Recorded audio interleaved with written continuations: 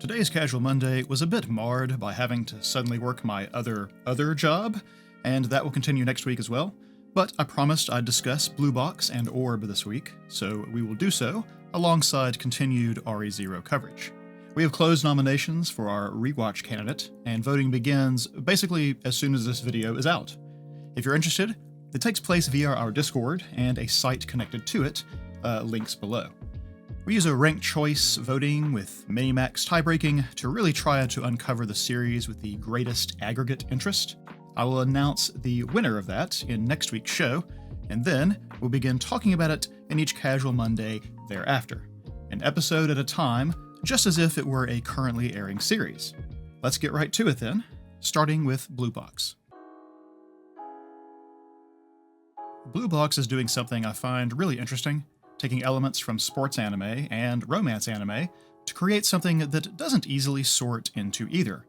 The two leads each have a goal of making it to nationals in their respective sport, and both indirectly support the other in this quest with inspiration and encouragement.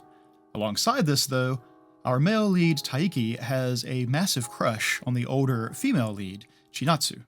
This is the well-worn anime pairing of popular girl and less popular boy, and the sports element itself is part of that dynamic. Chinatsu has higher status than him in several aspects: a bigger star, a more widely admired student, and a year older. Taiki then feels he is inadequate as a suitor. It's a very common, broadly observable trend in hetero couples that when it comes to status, women tend to date across and up, while men date across and down. Even though they are shown to have several things in common and are even living under the same roof, Taiki feels he isn't close enough to where she stands to have much of a shot. Thus, while Taiki does love his sport of badminton for its own sake, he sets a lofty goal of making it to Inter-High in his first year in the belief that it would erase some of this gulf between them. Now, I really want to talk about some of the nuanced interactions we've had so far, an arena where I think the series excels, but first I want to keep following this sports/romance thread a bit. As I pointed out in the previous show, Blue Box is absent almost all of the typical sports anime elements in its premiere. There is no plot line around trying to get someone to join a sports club, nor one involving someone having quit a sport in the past. We have no example contests, no establishing of rivals, no segments establishing an aspect of a sport's mechanics for the benefit of the audience. We don't even have a singular sport, as Taiki and his friend Kyo play badminton, Chinatsu plays basketball, and his other friend Hina does rhythm gymnastics. Through 5 episodes, though, some of the more familiar sports staples have peeked in. Practice montages, qualifying tournaments, intra-team rivalry, a match with personal stakes, performer-audience dynamics with other students, and examples of how the stress and realities of sports competition impact personal life. It is in one respect borrowing the structure of a typical sports anime, and for good reason. Sports anime are often well structured because the flow of a sporting season, with its building stakes and intermediate resolutions, very closely mirrors a pleasing narrative of rising and falling action. A final goal with clear milestone goals along the way gives us an easy sense of progression, especially compared to the squirreliness and uncertainty of a romance narrative. Despite this, the show is absent things you would expect of something sports-focused. Explanations around the sport in question are extremely scarce. Even just looking at Taiki's badminton, there has been no attempt to ensure the audience has enough information to keep up with what is happening. Nothing around what constitutes a point, rules of service or scoring, and what comments do exist are relatively broad, such as Taiki being slow to recover, or talks about smashes being hard, or whatever. What I'm driving at is that the audience is not being immersed in the details of the sport such that we can appreciate the drama within the athletic contest itself, for a very simple reason. The drama in the series is somewhere else. Taiki's crush on Chinatsu occupies the most central part of the tension, and its portrayal is where the work is earning its keep. When you're into someone like he is, everything related to them seems louder, crucial, and fraught with peril. The more tenuous your connection to another, the more easily it is severed, and so especially at first, he feels great pressure simply to not blow it. A lot of the early part of the work to endear us to Taiki is contrasting his earnestness with his embarrassment. He really wants to interact with Chinatsu, and really fears he keeps screwing it up. There is two great instances in just the premiere episode.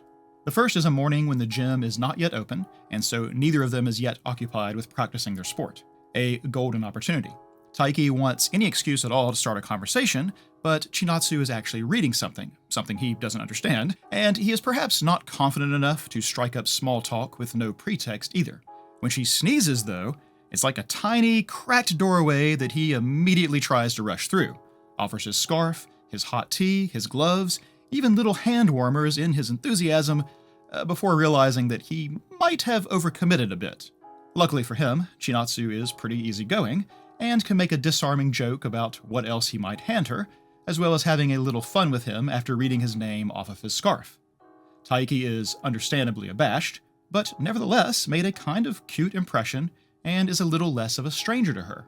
However he may be internalizing it, I think it counts as success. The second instance comes near the end, when Taiki learns that Chinatsu's family is moving away, and he can put two and two together to realize that she must have been informing her coach of this during the serious conversation he witnessed. He will rush to where she is and make this breathless proclamation about how she shouldn't give up, how he learned about working hard towards goals from her, and so on, and it is, again, him overcommitting in his enthusiasm relative to their actual relationship. But worse than that, he doesn't even have the full picture. She is not leaving with her family, and is already intending to do the very thing he is trying to encourage. Understandable then why he later beats himself up over such a desperate display.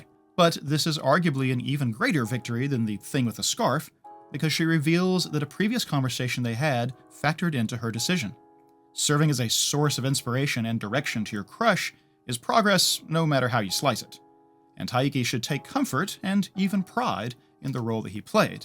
But instead, his naked earnestness has him wanting to crawl in a hole. I feel like I say this a lot. I do say this a lot. But it applies here, so I'll repeat myself. Earnest people are very easy to mock and very easy to admire. Being a teenager, Taiki feels scrutinized, and sharing authentic parts of yourself or naked enthusiasm is often just setting yourself up for grief from your peers. But the other side of that is admiration. Taiki wins over the audience when he is genuine, not when he plays it cool. And Chinatsu, I imagine, would not have been so influenced by his memory of her if he'd been flippant or even neutral about what it meant to him. But that's the perspective we can have as third parties. It's much easier for us than for him. The person who mocks the earnest is not the same person who admires them.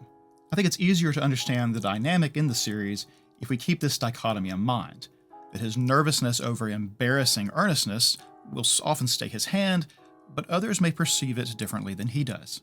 With all that said, there's several little interactions that I want to highlight as examples of what I think the story is doing well. The first is when Chinatsu has moved in and just taken a bath and comes to visit him in his room. He is a complete basket case in this situation.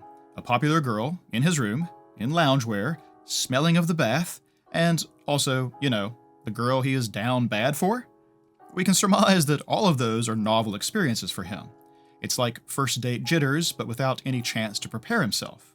When she sees his copy of Jump and gets in close, he doesn't know how to handle it. He's attracted to her, and she's right in his space in a way he's never seen her, and this is all he can think about, causing him to back up like a frightened animal.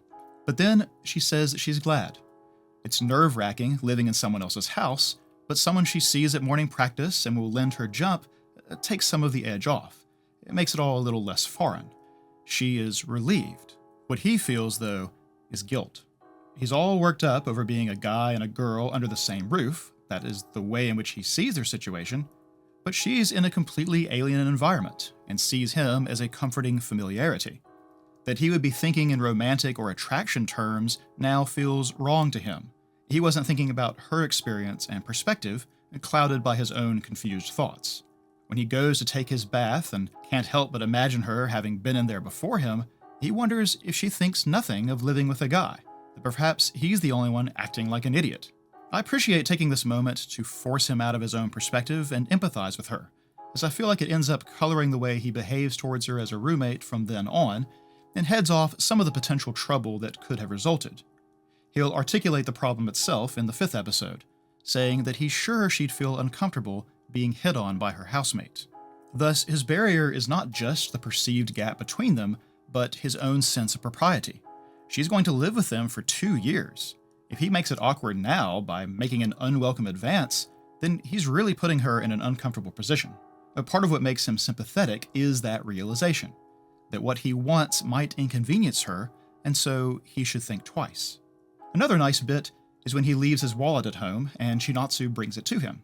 Kyo makes him understand what kind of trouble he might be courting if other people knew she was staying with him, and his friend Hina in particular is sure to spread that information far and wide. Since Hina is present in the scene, he abruptly cuts Chinatsu off, hoping to hide that she came from his place. He motions with his head towards Hina by way of explanation. She understands that Hina is the reason he's acting this way, but interprets it as him having a crush on her, and thus not wanting Hina to learn that he's living with a female classmate. There's 2 things I really like about how this played out. One is that Chinatsu did not take it in the most offensive, most dramatic way.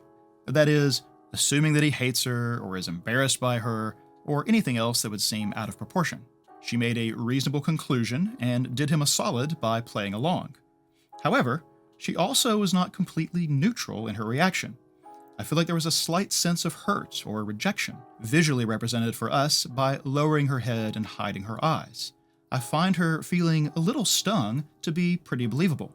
After all, this came just after he shared his goal of reaching nationals as a first year and her gifting him the ankle bracelet.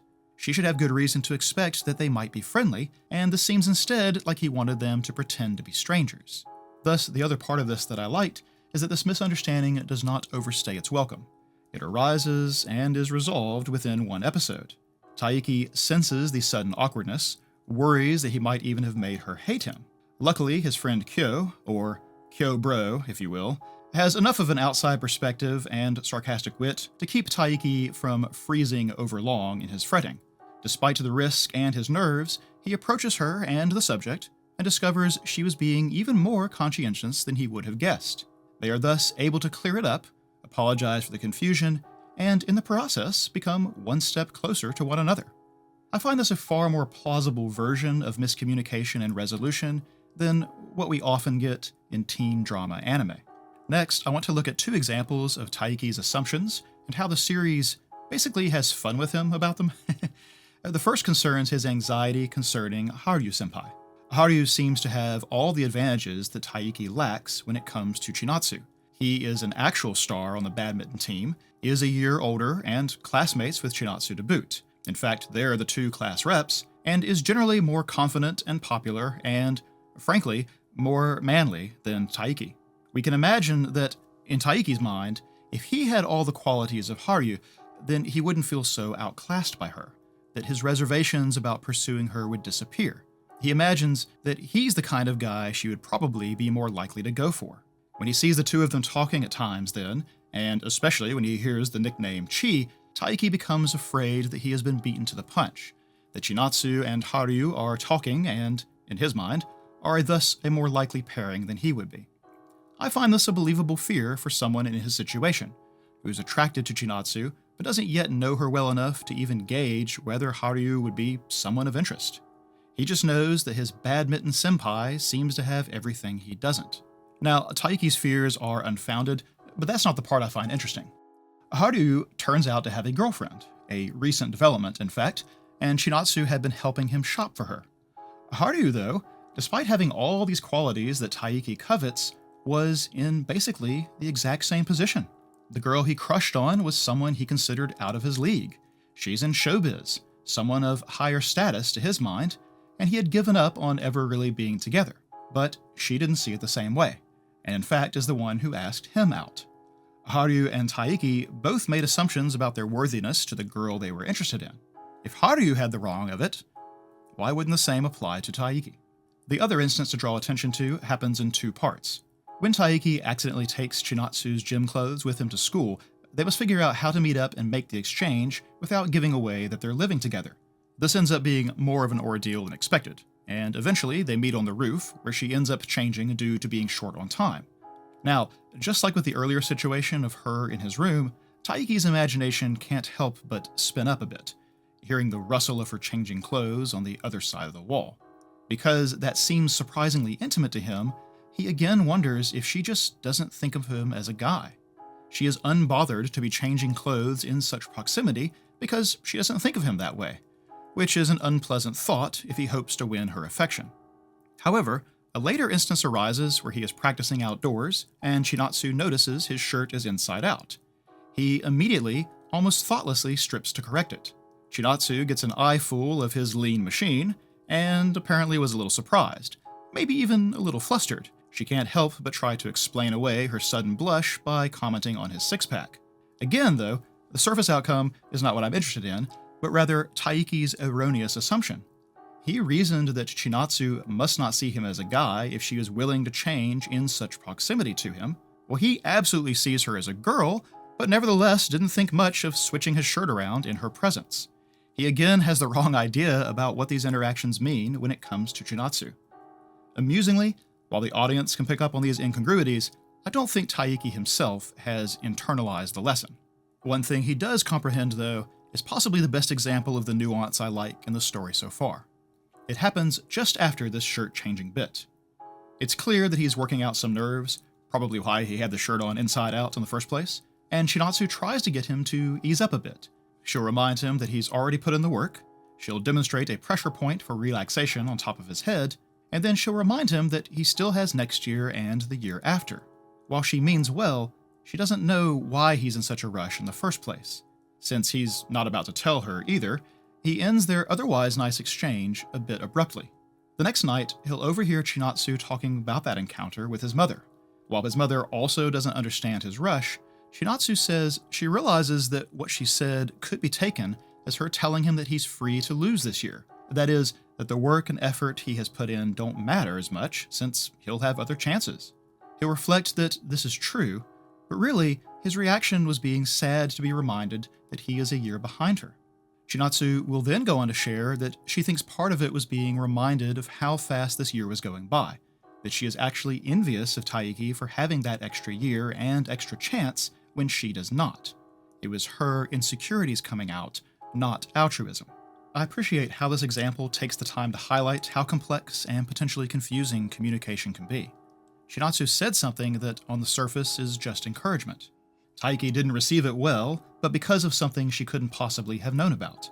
Then, on reflection, she realizes how it might have come off, but that wasn't the way Taiki took it either.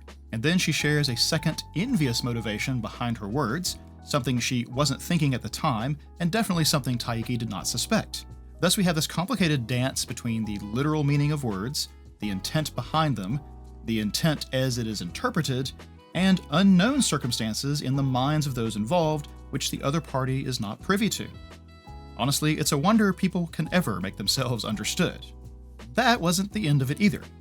When Kyobro manages to set Taiki up on an aquarium outing with Chinatsu without him even knowing it, what a wingman, Chinatsu will use the opportunity to bring that conversation back up. She apologizes for being insensitive and wanted to make sure she did so while they were out. While Taiki is deflated a bit to have his hopes dashed that this may have been a date, he will think about how she must have had that hanging over her for a week. He tells her that she's being too considerate, but internally, he has a moment to try to empathize with her yet again. If he was living in someone else's house, he might also feel like he needed to be extra considerate. And so he makes this cute but meaningful gesture of sending her the unique penguin sticker, saying she can always simply text that to him if she ever feels uncomfortable living with them and needs to talk about it. Basically, the sticker skips any of the potential misunderstandings that we have already seen from using words. He's giving it a single meaning, creating a clear line of communication for her. And though she gives him the deflatingly neutral reply that he's a good housemate, her sending the sticker back to him a few times and covering her mouth is what I would interpret as promising. I understand, though, why he both wants to hope and is determined to squelch that hope. Now, episode 5 ends on something of a cliffhanger, with Hina discovering Chinatsu coming back to his house. But she can't know that it's a secret living arrangement, and is sure to interpret it as her visiting his house because they are far closer than they've let on. But since the series has avoided the most melodramatic outcomes thus far, I'm inclined to suspect that this does not spill the secret to the whole school or anything. In fact, they might immediately call Chinatsu's phone and discover Hina before any confusion can spread. But what I do think will result is Hina facing that she likes Taiki. The whole 5th episode is full of little hints, and both Kyo and Chinatsu have moments to notice that Hina is acting like someone with a crush on him. She just doesn't yet realize it, I think, and the thought of Chinatsu coming to his house for a secret tryst will probably be enough to push her over the edge. If nothing else, I expect another complex example of miscommunication and resolution to build on what the work has established so far. For Orb on the Movements of Earth, I wanted to try a cool hood like Huberto. I'm not sure I'm pulling it off. For this one, I really just want to talk about the macro-level effort to dramatize something as potentially dry as heliocentrism. Astronomy itself is part careful observation and part calculation. Even if the subject is interesting, the actual doing of the science is somewhat less so, at least to a passive audience merely watching. Drama and tension and action require human actors, and so to have an engaging story means populating it with characters who can practice and champion astronomy, and characters who can stand in opposition. Our setting is a late medieval, early Renaissance version of Europe in all but name, a time when the also unnamed, but also unmistakable Catholic Church held sway over many temporal matters in addition to spiritual ones. Debates over scientific research on such a stage are not merely academic give and take. People were quite literally burned as heretics in our history for championing heliocentrism and refusing to recant. I would say that sufficiently injects a sense of stakes and drama into our story about looking at stars, but we still need the players, those we can root for or against. Here is where I really like the decision-making. Instead of just giving us a character or two to be science guy and some others to be church guy, which would basically be using human stand-ins for different worldviews, the work thus far has been crafted to give the impression of actual ideas in contention. The characters involved are, in essence, smaller than the concepts that they grapple with. If you were trying to impart a sense of gravity and solemnity to an audience over something like the truth of the universe, well, you had best ensure that characters are subordinate to that truth rather than the other way around. Through 6 episodes, one of the more effective ways to accomplish this is the changing cast. Scientific progress is an ever-accumulating storing up of knowledge, theory, and measurement. No subject is so simple that a single person could discover and describe it from end to end in the limited human lifespan. It requires incremental progress. A generation at a time, today's discovery is only possible due to the work that came before. Thus, we have in our story multiple instances of passing both information and inspiration forward. It's implied that Potocki inspired Huberto in the past to study heliocentrism, who passes the idea to Raphael, who updates his notes and perhaps marks the rocks to lead our nameless heretic to the stone chest, who passes its existence to Garusu, who urges Okaji to bring the matter to Bedini. What's more, at several points, those involved update calculations and notes, so the knowledge is not just being passed along, it is growing. It is also staying in the story far more easily than its champions. In fact, 4 characters already have more or less died in service of perpetuating its existence. They chose its life over their own. That certainly sounds like something that is bigger and more important than any one person. In balance, then, you have the opposition of the church. Religious belief is also one of those things considered bigger and more important than any individual adherent. The series is not contrasting 2 sets of people in which only one is taking it seriously or has any sense of stakes. Indeed, each in their own way puts great effort into pursuing and guarding the things they believe are true. However, this is hardly an even-handed appraisal of each side's merits. The premiere has 2 scenes, beginning and end, that make this plain. The first is the nail removal torture scene, and the second, Huberto's explanation of heliocentrism to Raphael. Both scenes are about pursuing truth. Nowak is trying to extract information about the location of materials, and Huberto is trying to understand the motion of the stars. But the tone, the audience impact, and even the visual aesthetic make plain where the storyteller's sympathies lie. Indeed, the church and its influence is presented as something insidious, shadowy, and discordant. The early sounds of ringing church bells are not bright peals of music, but dissonant and oppressive noise. The shadows in city interiors are not gradual gradients, but plunge quickly into inky blackness. The human realm, where the church holds power, is dirty and muted. By contrast, the night sky is bright and colorful and clean, an idealization. The skies are lofty and unreachable and untainted in comparison to the earth below. And, amusingly, this is a point both sides would agree upon. It's something else I think the series is doing well. The church teaches that the human realm is corrupt and doomed, the lowest point in the universe. People must look to heaven for their hope. The astronomers likewise find above preferable to below, but for a completely different reason. They wish to describe the motion of heavenly bodies to integrate them with human understanding, to create a synergy they find beautiful. The church as presented, though, wants them to remain mysterious, undescribed, their beauty intact because of not being integrated to the mortal realm. I like, then, this portrayal of the worry and fear that drives some of those acting on behalf of the church. For many, religious belief is an answer to existential angst. Even if they personally do not have all the answers, there is great comfort in believing that the answers exist, that there is order and control, whether seen or not. Questioning and probing the edges of the unknown, then, can seem like encroachment on this confidence. It's threatening. As Noack says, his daughter is his reason to live. He doesn't want her to suffer, and so any research that disrupts the peace cannot be overlooked. Even Garus, in his hopeless state, found great comfort in observing what he first saw as heavenly perfection in the orbit of Mars, only to feel betrayed when it entered retrograde. For whatever reason, humans really like the idea of things being perfect, of elegant simplicity. This, again, is a way in which both groups in contention are alike. Raphael is initially intrigued by heliocentrism because of how messy and inelegant the accepted model was. Badini is frustrated with the accepted doctrine because planets in retrograde seem in conflict with the idea of God's creation being perfect.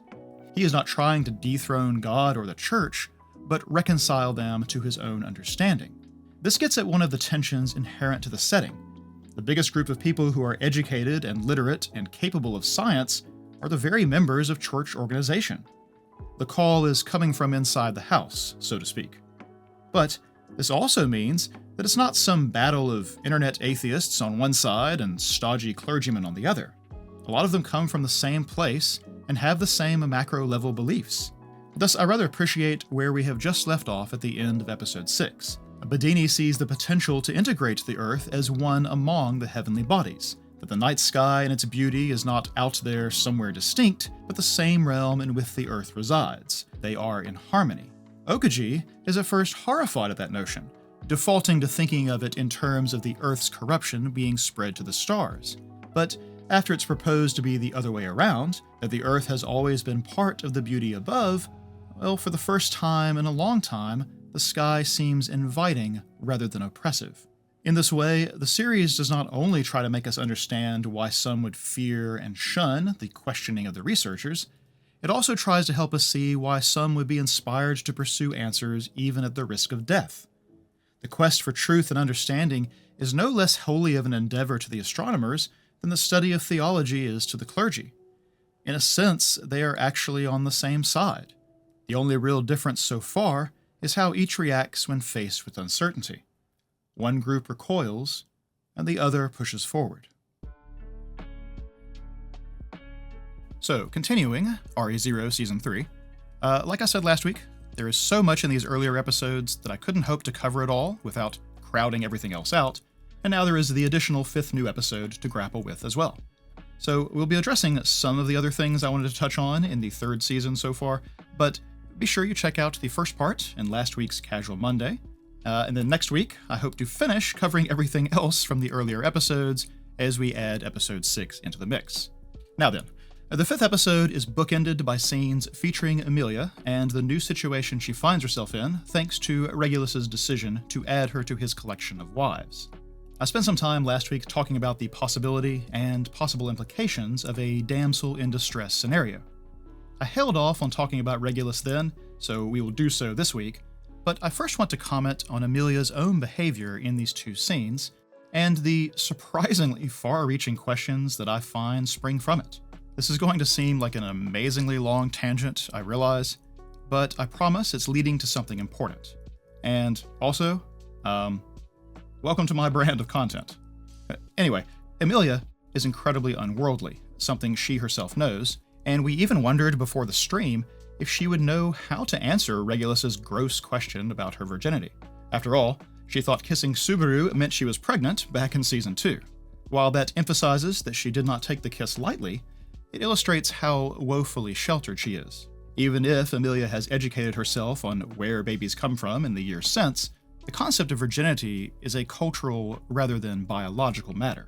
What I mean is that the existence of this term, of giving some kind of weight or sacred status to being a virgin, and especially a virgin bride, carries with it a worldview and value system that she would not understand in isolation.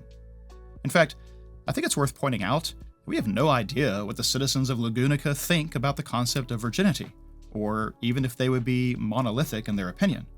We know marriage is a thing, and we know we have nobles and family names and a focus on the importance of lineage.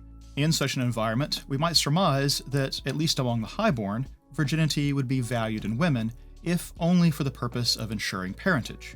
There's never any question who the mother of a child is, but presuming that we don't have magical genetic testing, the same cannot be said of the child's father. In societies structured about patrilineal descent, then, the only insurance against an illegitimate heir is to restrict the possible fathers down to one. We might find aspects of this outdated or even quaint, but go far enough back, and you'll discover cultures who believed, quite literally, that the world's continued existence depended upon passing a ruler's essence to their children. Among nobles in feudal societies, lineage was important for alliances and inheritance of titles and land, one of the networks of things binding a society together on a macro level. And so, too, it is not unsurprising to find emphasis on virgin brides in such a setting. These are not the only reasons a culture would make a fuss about virginity, to be sure, but they seem like the most relevant. However, I have a few reasons that make me stop short of making the same assumptions about the world this series is set in. For starters, I don't think we have any reason to assume patrilineal descent in the first place.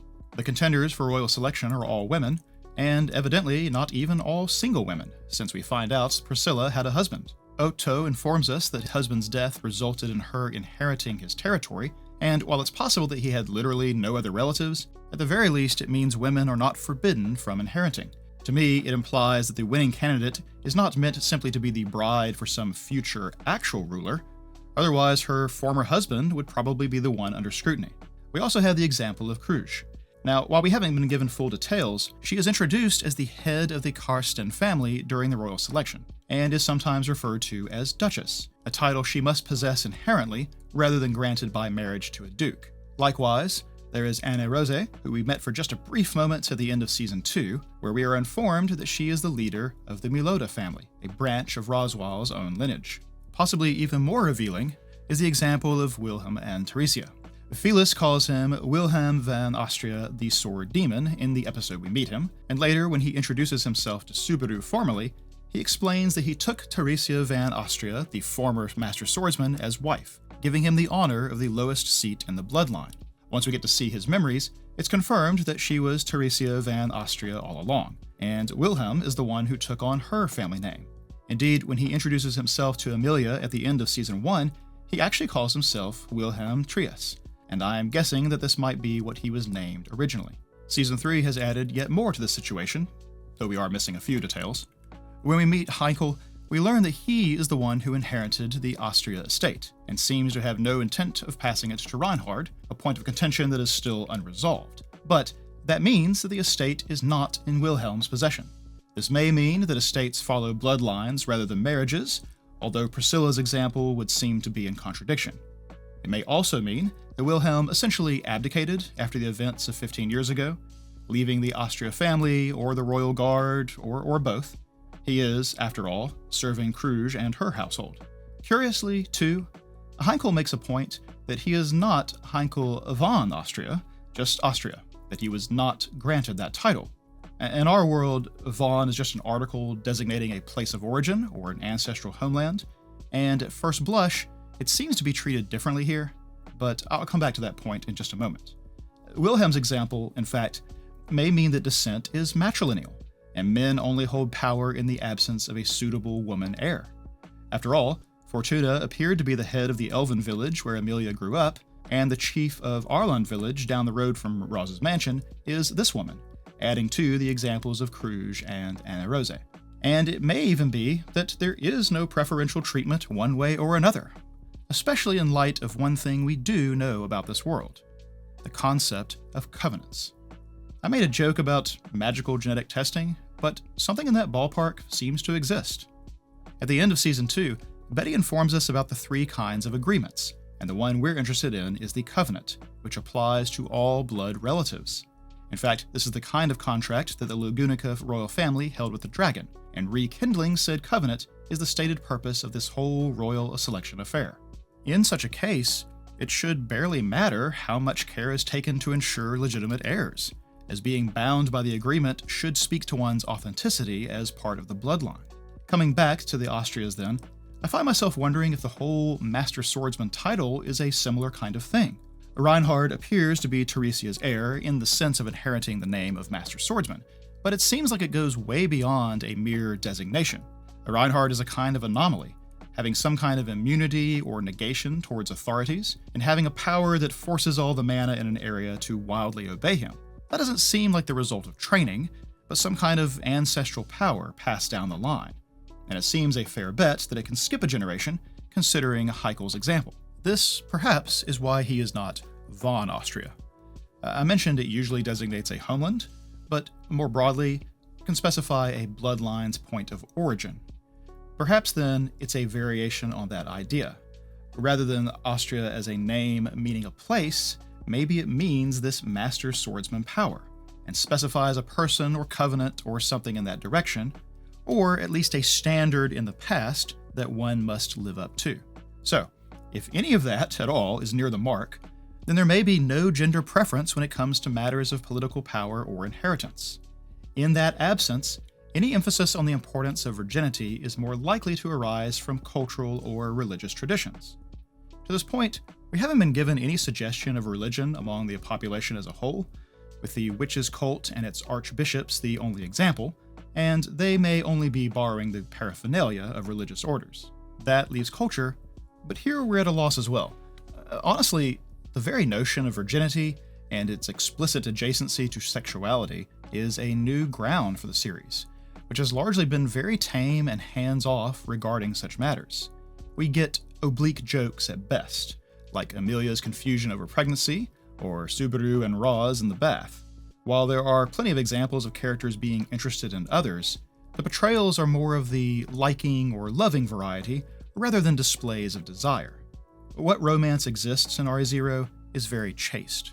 In fact, I might as well point out another curious trend in the series, which is the almost complete absence of characters as couples. When we talked about Season 1 way back, one of the things that came up was Subaru and Emilia's inexperience with anything like a relationship, which led to realizing that they didn't have any examples around to emulate either. In fact, in all of Season 1, the only confirmed couple where both have speaking lines is the Appa vendor and his wife. Even Teresia and Wilhelm only have lines in his memories.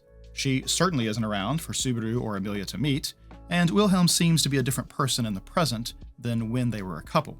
Rem has memories of her own parents, but that is an even more distant example. If you extend this to Season 2, you still have almost nothing. Subaru has memories of his parents, who do not even exist in this world, and Otto's memories of his parents and a pair of cats are all that you could add otherwise. Fortuna and Juice are clearly friendly in Emilia's memories, but circumstances seemed to make anything else impossible even before she died. Otherwise, you have a whole truckload of one-sided crushes or simply no information at all. Arguably one of the most shocking things introduced in Season 3 is Garf's mom, Rishia, and her husband. If I'm not mistaken, they are the only current couple in the series where we know at least one name, if you leave aside Subaru and Emilia. When you consider the size and diversity of the cast, and especially how many are in the prime dating years of mid-teens to mid-20s, it's actually kind of wild to have such a dearth of romantic scenarios. Small wonder there has been no occasion to learn how this world's denizens weigh in on subjects like virginity. Which then brings me back to where we started, with Emilia trying to parse Regulus's question.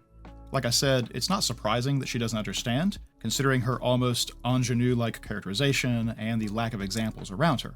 That's not the important part, but I'll come back to the important part. I first want to point out that Emilia's seeming passivity in the scene arises from her confusion and her naivete. Because she doesn't know what virginity means, or what is implied by being asked, she doesn't know to be on guard. She doesn't remember Regulus capturing her, just the fight was serious. For all she knows, at first, he might be a benevolent savior.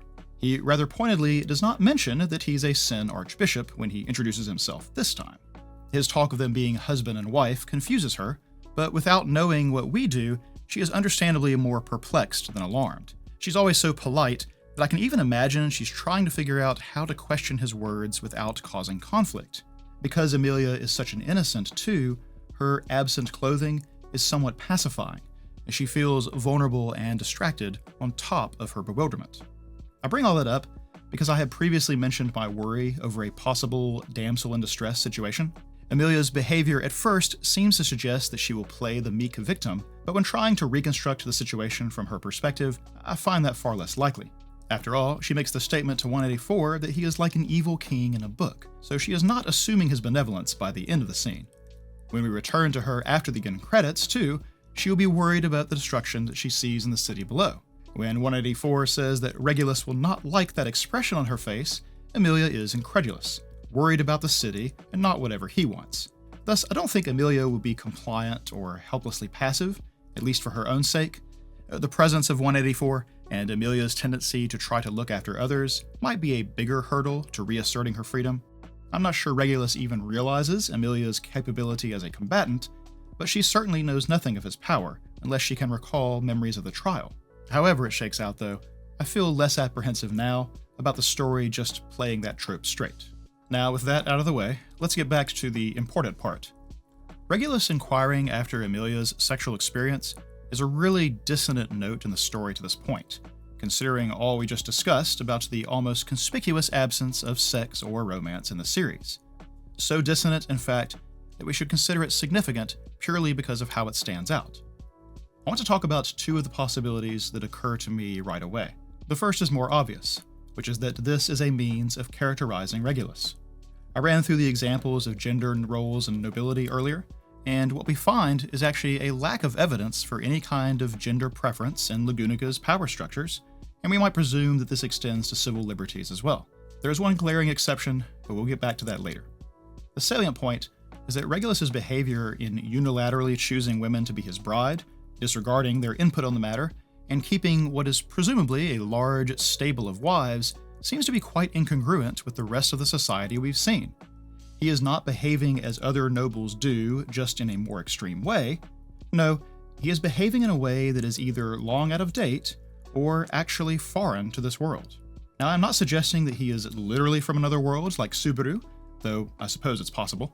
Certainly, pointing out that his name means Little King, a name that is Latin in origin, is another really incongruent thing to add to the series, and may support such a reading. At this point, I don't care if it's literally true, but I do care about the idea of his characterization being otherworldly. It's something we've talked about a lot these last couple of weeks on stream or in Discord, but Regulus's idiosyncrasies remind a lot of us of behavior we associate with certain internet dweller stereotypes. I'm going to avoid naming specific communities here, but let me list out the qualities that stand out. One is his odd preoccupation with etiquette, if you can call it that. During his encounters with Kruj and Rem, with Juice and Fortuna, and with Subaru, he exhibits the same tendency. He gets very agitated at anything that strikes him as rude, and is likewise pacified when you follow the protocol he expects. He is far more upset at the idea of being interrupted than of being threatened with harm, as we see in his fights with Kruj and Fortuna. And conversely, when Subaru gives his own name as requested, he immediately softens. Odder still, Regulus does not seem to parse intent. The first time he and Subaru meet is when he bumps into Emilia and tries to touch her hair. Subaru intervenes and diffuses the situation with polite words spoken in an impolite tone. In fact, Emilia calls out his lack of sincerity right there in the scene, but Regulus is appeased all the same. It's as if he understands the form, but not the function. When you don't play his game and he gets worked up, though, he really starts to lean into histrionics. It's not enough to mention that he's been rudely interrupted or ignored. Instead, he piles on the grievances, talks about how the other person is violating his rights, and, in essence, goes on a tirade where he asserts what he sees as a moral high ground. That he does so while carrying out horrifyingly violent behavior is a rather deliberate contrast. He asserts that he is the victim while he victimizes. When Pandora, ostensibly his ally, tells him what to do, his response is to try to kill her purely because she had the nerve to do so. That is the value system of a psychopath, someone who doesn't see others as people and feels no remorse at whatever hurt is inflicted. I like the way one of our members put this, and I'm going to paraphrase. Regulus speaks like someone arguing on a forum rather than someone having a conversation. The rapid escalation to grievances, the overemphasis on the specifics of the exchange rather than the ideas, the argumentative hyperbole, even the tendency to behave as though those weren't real people on the other end of what is being said.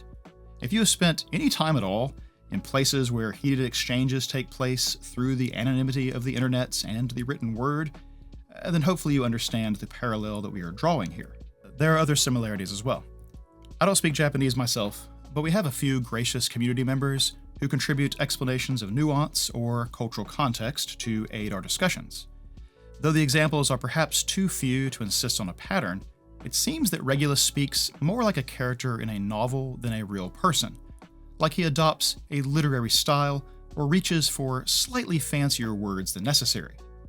Although this came up before we hit on the idea of him acting like a forum troll, it would mesh well with the idea.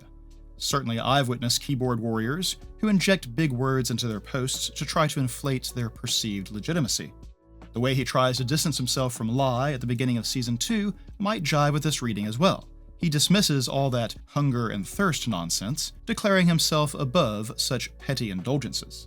And, of course, there is the thing about virginity. Though neither universal nor exclusive to internet cultures, there are groups out there who likewise put great emphasis on a woman's virginity or purity as part of her value, in a way that is dehumanizing, and some have become rather infamous online.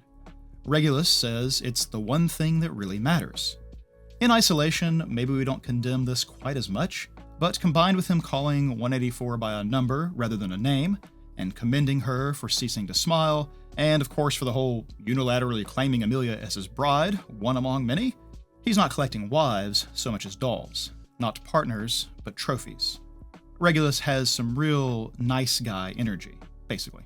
He has a weird obsession with her purity without holding himself to any such standard, and claims love based purely on her looks, and gives nary a thought to her own agency, something that 184 confirms. It's like he's collecting 2D waifus rather than flesh and blood women. And, saying that, perhaps you see what I'm driving at. The Venn diagram of internet subcultures with these behaviors, and those who watch or read isekai, has, unfortunately, a bit of overlap. Since I believe that Re:Zero is at least occasionally holding a mirror up to the audience, Regulus strikes me as an unflattering incarnation of that side of the fanbase. This is what I meant earlier when I said that I cared about his characterization being otherworldly, even if he is not. However, we could also imagine that Regulus might be an illustration of what would really happen if such a fan got the isekai treatment, complete with whatever cheap power it is that Regulus possesses.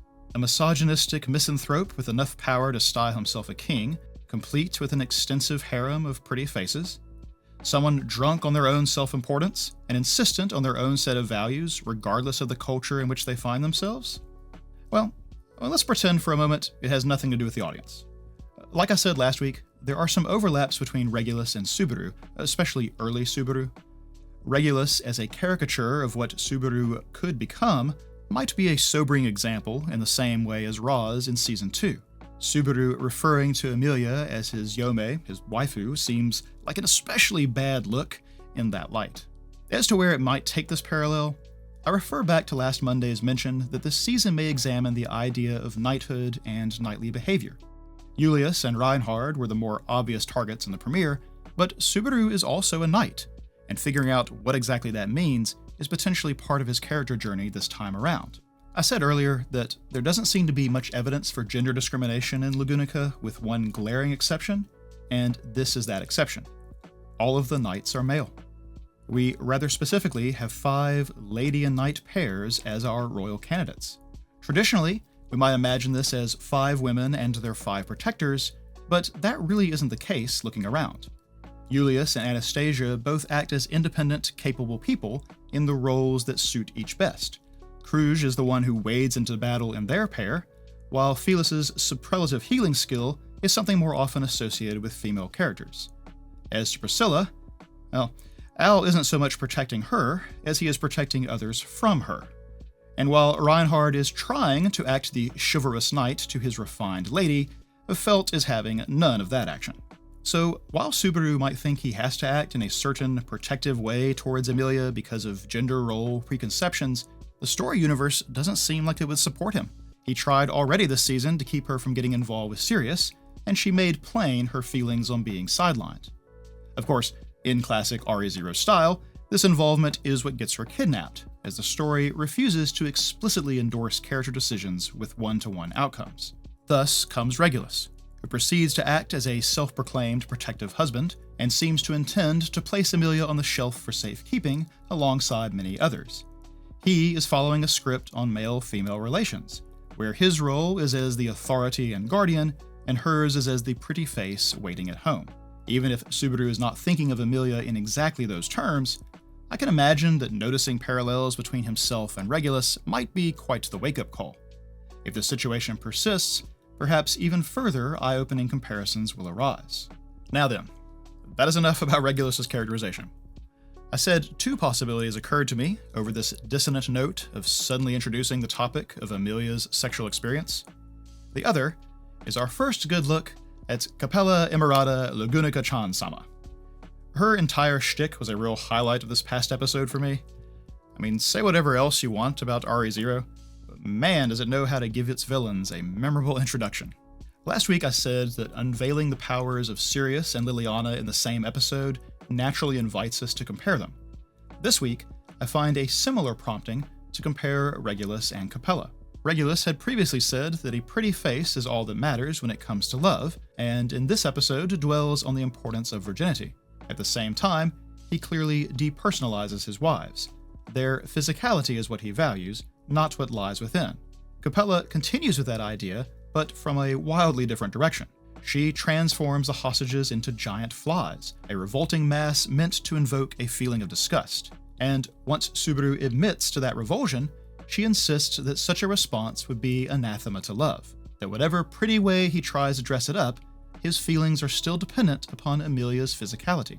Capella even assumes her form and mockingly supplies heartfelt phrases that she imagines Subaru might offer to illustrate his love, none of which have anything to do with Emilia's looks.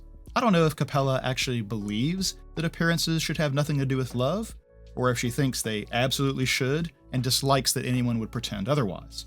It may be, then, that she and Regulus are actually in full agreement and simply show it in different ways. For surface reading, we might only apply Capella's accusation to Emilia's appearance. Subaru is certainly enchanted by her beauty and the fantasy of a half-elf with otherworldly eyes, and we know from peeking inside his room that girls with silver hair are right in his strike zone. But having this come up in conjunction with the focus on virginity, we might cast our scope wider to elements that are not strictly about who she is as a person. Would Subaru feel exactly the same if Emilia were not a virgin is the literal parallel, and probably not one he will need to face, but what about some other complication? Will he balk to learn that she's probably much, much older than he is, in terms of years since birth? Or balk to learn that she might be mentally younger, having gone into the ice as a young child and potentially had little time since awakening? What if she has her memories erased by gluttony, or is technically married to Regulus, or burned by Sirius, or, well, transformed into a fly by Capella? Or what if she does end up having some link to Satala that dooms any chance of a normal relationship? Or, perhaps, what if she refuses to play the role that he expects? Capella, in essence, challenged the legitimacy of Subaru's love for Emilia, and it may be that she has something of a point. I'm not saying his affection for her is surface deep, but we also haven't had an instance where his image of her was really shaken either. Perhaps that is a future hurdle that the story has in store. Now, Capella's whole shtick certainly makes a point, and she certainly seems to enjoy making it, but considering her own morphing, monstrous body, I wonder if there's some part of her rant that originates in a past wound.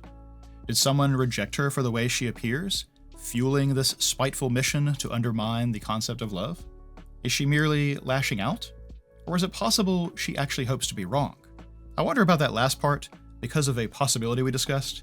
Capella has transformed all the hostages in the building with the broadcast media into flies, except for one, the dragon, which Kruge mistakenly attacked. Well, we also know exactly one person who was at this building, Rishia's husband, who I guess is Garf's stepdad? I'd at least consider it a coin toss's chance that the dragon is said husband. And considering the escape, I would wager he must still have some possession of his mental faculties. So, what happens if he remains in that form, or at least something that isn't strictly human, while being reunited with his wife? Would she reject him for his appearance, as Capella might expect, or be unbothered, thus challenging her assertion? I realize I am heaping a speculation on top of another speculation here, so might be wasting everyone's time, but I just can't help but remember that Rishia here had Frederica with one demi-human and Garfield with a different demi-human. I mean, girl's got a type. Being part dragon might even be an upgrade from her point of view. Of course, Kruge and Subaru have both been afflicted with Capella's blood as well. If it is indeed a curse in the same manner as the Mobbies cursed from Season 1, then, in theory, that means it can be stopped before it activates, but perhaps not afterwards. Either or both of them, then, may be the ones who are transformed, and the reaction to that what tests Capella's assertions. Subaru's situation might be even more complex, considering she added the blood to his open leg wound, and we learned that Felis used some kind of forbidden method to help heal him. Mixing medications can create unexpected side effects, so I don't see why the same wouldn't apply to magic that works on the body. Now, we may not worry about this too much right now, considering that Subaru might die and rewind the encounter and get back his leg, but this last episode really gave me the sense that the things we are seeing are going to stick, that the reset point is going to update pretty far along. Emilia's encounter with Regulus is a scene that I feel won't get replayed or skipped, as they introduce 184 and characterize Regulus rather sharply. And the scene of Kiritaka entrusting the city to Anastasia also seems like it had a note of finality to it, a passing of the torch and upping of the stakes. Neither of these scenes contain Subaru, nor is he aware they have transpired, and so he couldn't alter them on purpose anyway, and doing so accidentally wouldn't change what he knows either. They would just blip out, making them wasted scene space. In fact, I am suspicious that things in the city might get even more convoluted and desperate as this half of the season goes on, and we may end with Subaru dying and resetting almost right where he was, hitting him and us with the horror of realizing how many things will not be undone. Alright, that is the last main point I wanted to make for this week. We will continue discussion next time on both the new episode and the earlier events that I have not yet covered. I want to talk about Garfield and his mother and Mimi, both the original interactions and the character crisis that is ongoing. I wanted to expand even more about the Austria family drama, which may itself get a new wrinkle in the story ahead, considering that Wilhelm knows whoever this skilled cultist swordsman is. Former student or comrade? A daughter or other relative? Maybe Heinkel's wife? Or, the most melodramatic possible answer, that it is somehow a still living Teresia. Not that I would bet my own money on that outcome. With any luck, we'll also get more expansion on the gluttony situation, as I totally understand sidelining that for a second to let Capella make a real splash with her introduction. And perhaps we'll have something to add to the oddity around Al and Priscilla, as we've had a lot of speculation in that direction.